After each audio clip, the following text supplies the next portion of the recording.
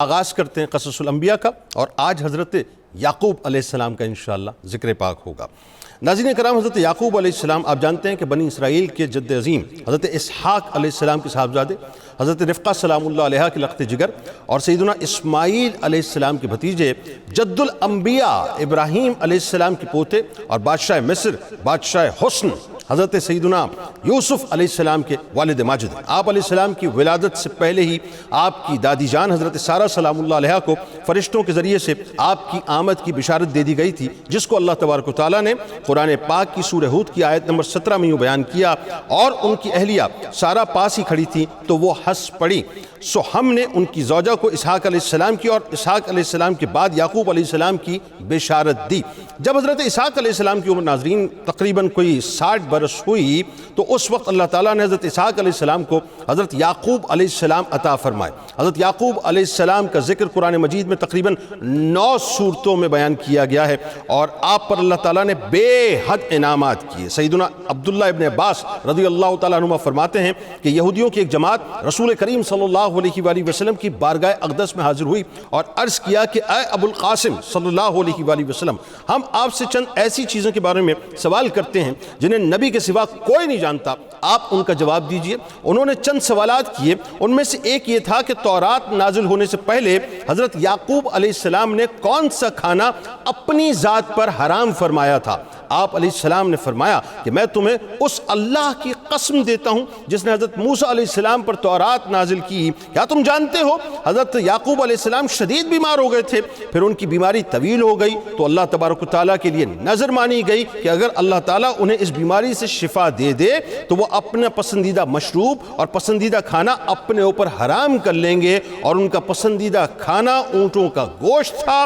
اور پسندیدہ مشروب اونٹنیوں کا دودھ تھا۔ یہودیوں نے عرض کی کہ جی ہاں۔ اس بات کو اللہ تبارک و تعالیٰ نے سورہ آل عمران کی آیت نمبر 93 سے 95 تک میں بیان کیا ہے کہ تورات کے اترنے سے پہلے بنی اسرائیل کے لیے ہر کھانے کی چیز حلال تھی سوائے ان چیزوں کے جو یعقوب علیہ السلام نے خود اپنے اوپر حرام کر لی تھی۔ آپ فرما دیں تورات لاؤ اور اسے پڑھو اگر تم سچے ہو، پھر اس کے بعد بھی جو شخص اللہ پر جھوٹ گھڑے تو وہ ظالم لوگ ہیں۔ فرما دیں کہ اللہ نے سچ فرمایا ہے، سو تم ابراہیم علیہ السلام کے دین کی پیروی کرو جو ہر باطل سے منہ موڑ کر صرف اللہ کے ہو گئے تھے اور وہ مشرکوں میں سے نہیں تھے۔ ناظرین کرام، جسمانی پختگی کا ملنا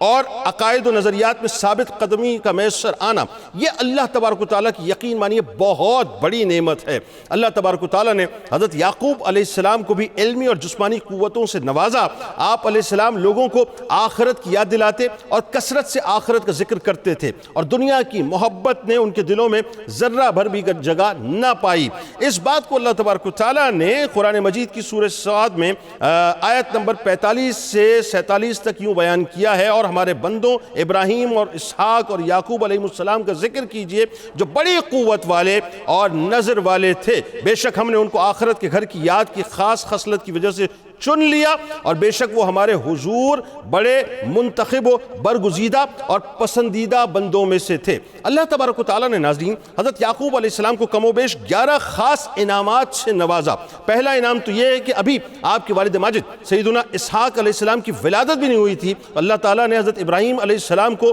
ان کے بیٹے سیدنا اسحاق علیہ السلام اور پوتے یعقوب علیہ السلام کی ولادت کی خوشخبری عطا فرمائی۔ اس بات کو اللہ تبارک و تعالیٰ نے قرآن مجید کی سورہ مریم کی آیت نمبر 49 میں یوں بیان کیا کہ پھر جب ابراہیم علیہ السلام ان لوگوں سے اور ان بتوں سے جن کی وہ اللہ کے سوا پرستش کرتے تھے میل ملاپ چھوڑ کر بالکل جدا ہو گئے تو ہم نے انہیں بیٹے اسحاق اور پوتے یعقوب علیہ السلام سے نوازا اور ہم نے ہر دو کو نبی بنایا۔ دوسرا انعام یہ کہ اللہ تبارک و تعالیٰ نے آپ کو وہ مقام عطا فرمایا کہ آپ خود بھی نبی تھے اور آپ کے والد ماجد سیدنا اسحاق علیہ السلام بھی مقام نبوت پر فائز ہوئے، آپ کے چچا سیدنا اسماعیل علیہ السلام بھی مقام نبوت پر فائز ہوئے، آپ کے دادا جان سیدنا ابراہیم علیہ السلام بھی نہ صرف مقام نبوت پر فائز ہوئے بلکہ جد الانبیاء کا اعزاز آپ نے پایا۔ تیسرا انعام یہ ہے کہ اللہ تبارک و تعالیٰ نے آپ کو جس خاص رحمت سے نوازا وہ یہ کہ حضرت اسحاق علیہ السلام کی دعا کی برکت سے آپ کو اولاد کی صورت میں خیر کثیر عطا فرمایا۔ فرمائی۔ چوتھا انعام یہ ہے کہ آپ کو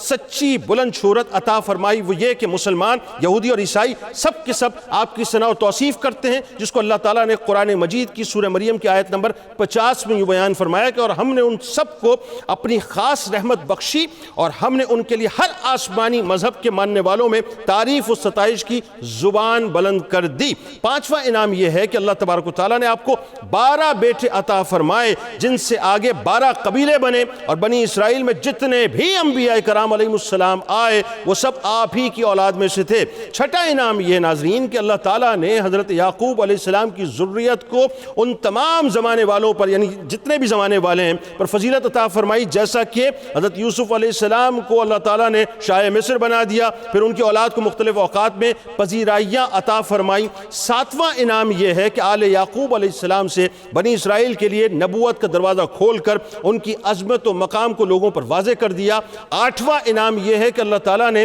سیدنا یعقوب علیہ السلام کی اولاد کو محسنین اور صالحین بنایا۔ نواں انعام یہ ہے کہ اللہ تعالیٰ نے حضرت یعقوب علیہ السلام کو صراط مستقیم کی طرف خصوصی ہدایت عطا فرمائی۔ 10واں انعام یہ ہے کہ اللہ تعالیٰ نے آپ کی اولاد کو نبوت کے ساتھ ساتھ بادشاہت، غلے کی فراوانی اور سخاوت کا سچا جذبہ عطا فرمایا۔ 11واں انعام یہ ہے کہ اللہ تعالیٰ نے آپ کی اولاد میں ایسے پیغمبر اور نبی بھیجے جن پر آسمان سے کتابیں نازل ہوئیں، اور اسی بنی اسرائیل کے لیے اللہ تعالیٰ نے من و سلوہ آسمان سے اتارا۔ سب سے بڑا انعام یہ ناظرین کہ جب سیدنا یوسف علیہ السلام سے ملنے کے لیے حضرت یعقوب علیہ السلام مصر تشریف لائے تو اس وقت سیدنا یوسف علیہ السلام نبوت و بادشاہت کے مقام پر فائز ہو کر اپنے والد ماجد کا بڑا ہی پروٹوکول کے ساتھ استقبال کر رہے ہیں، تو اس وقت حضرت یعقوب علیہ السلام اتنا بڑا لشکر دیکھ کر سوال کرتے ہیں کہ یہ لشکر کس کے لیے حاضر ہوا ہے؟ تو یوسف علیہ السلام نے عرض کیا کہ اے میرے والد ماجد، یہ اتنا بڑا لشکر جرار آپ کے استقبال کے لیے ہے۔